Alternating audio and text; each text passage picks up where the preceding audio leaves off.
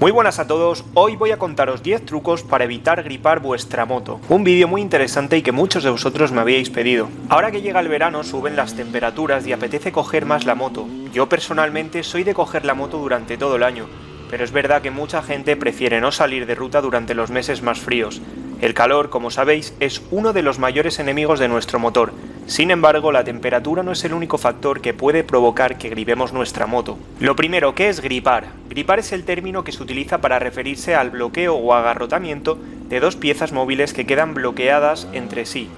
En el caso de las motos, normalmente lo que gripa es el conjunto pistón-cilindro o el conjunto cigüeñal-biela. Cuando un motor gripa, puede, por así decirlo, gripar del todo, de forma que el motor queda totalmente bloqueado, o bien puede producirse lo que se denomina un enganchón, de forma que al enfriarse el motor, los diferentes componentes que habían quedado bloqueados se liberan y el motor vuelve a funcionar, aunque normalmente con una pérdida de potencia considerable. En cualquier caso, cuando gripamos es necesario sustituir las piezas deterioradas por recambios nuevos. Y ahora que ya sabes en qué consiste gripar, voy a explicarte por qué puede gripar un motor. En primer lugar, por un exceso de temperatura. Como sabéis, los metales se dilatan con el calor. Un aumento excesivo de la temperatura del motor puede hacer que los diferentes componentes se dilaten en exceso. Esa dilatación aumenta la fricción y la temperatura se incrementa aún más, hasta el punto de quedar engarrotado. Otro de los factores fundamentales es la lubricación. Los diferentes elementos del motor están en constante movimiento. Es fundamental utilizar lubricantes de primera calidad para minimizar la fricción de los componentes que están en contacto. Por otro lado, un cigüeñal que no esté equilibrado puede provocar que el pistón se desgaste excesivamente por un lado, pudiendo llegar incluso a deformarse. Eso aumenta la fricción con la camisa del cilindro y el resultado, pues ya sabéis, gripazo al canto. Por último, la falta de compresión puede provocar que en el proceso de combustión que se produce en el interior del cilindro se deteriore la fina capa de lubricante que recubre el pistón y la camisa del cilindro. Esto sucede normalmente cuando los segmentos del pistón están desgastados. Recordad que las funciones de los segmentos son, en primer lugar, sellar la cámara de combustión, en segundo lugar, colaborar a la transferencia de calor desde el pistón a la pared del cilindro, y en tercer lugar, regular el consumo de aceite del motor. Ahora que ya sabemos en qué consiste gripar y cuáles son las principales causas por las que un motor puede gripar, voy a contaros 10 trucos para que minimicéis el riesgo de gripaje, especialmente ahora en verano. En primer lugar, utiliza lubricantes de calidad. Todo el mundo sabe que un buen aceite es caro, pero no tiene sentido gastarse un montón de dinero en preparar un motor y luego romperlo por no utilizar lubricantes acordes a la preparación. Creedme cuando os digo que he visto gente que se gasta miles de euros en preparar su motor y luego no está dispuesto a pagar un aceite de calidad. Es lo que tiene: a mayores prestaciones, mayores exigencias de mantenimientos, de componentes, etc. En segundo lugar, asegúrate de que la gasolina está correctamente lubricada. Normalmente las motos de serie vienen con un depósito de aceite que libera progresivamente lubricante a la gasolina. Si preparas tu moto, olvídate de este sistema. Lo mejor es anularlo y hacerlo por tú mismo, de forma que mezcles directamente en el depósito la gasolina con el aceite al porcentaje que tu moto necesite. No es cómodo, lo sé, pero si falla el sistema, si envía menos aceite del necesario, griparás. Y es algo que pasa, aunque no os lo creáis, la bomba de aceite también rompe y hay mucha gente que gripa por este motivo.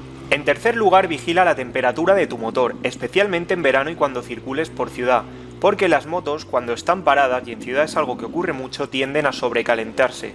Hoy en día la mayoría de motos se refrigeran por agua, es decir, a través de un circuito que contiene radiadores. Para poder enfriar el motor, el sistema necesita un mínimo de velocidad, de forma que el aire atraviese los radiadores y así consiga enfriar el agua.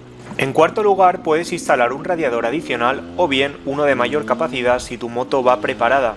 La refrigeración de serie no está pensada para trucajes muy exigentes, pero ojo, tan malo es que un motor se caliente en exceso como que no consiga alcanzar un mínimo de temperatura. El quinto consejo es la instalación de un electroventilador, una modificación muy barata y que yo personalmente creo que vale la pena.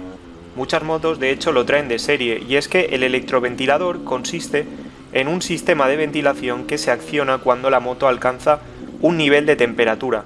De hecho, yo lo que te recomiendo, si quieres, es que lo configures de forma que lo actives tú manualmente, así que no dependerá del correcto funcionamiento del sensor. Cuando tú creas que la moto se está calentando en exceso, directamente lo enciendes y la moto empezará a enfriarse. Vale, perfecto, pero ¿cómo sé si la moto se está calentando? Pues bien, este es el sexto consejo. Una de las modificaciones más baratas y sencillas de realizar es la instalación de un marcador de temperatura.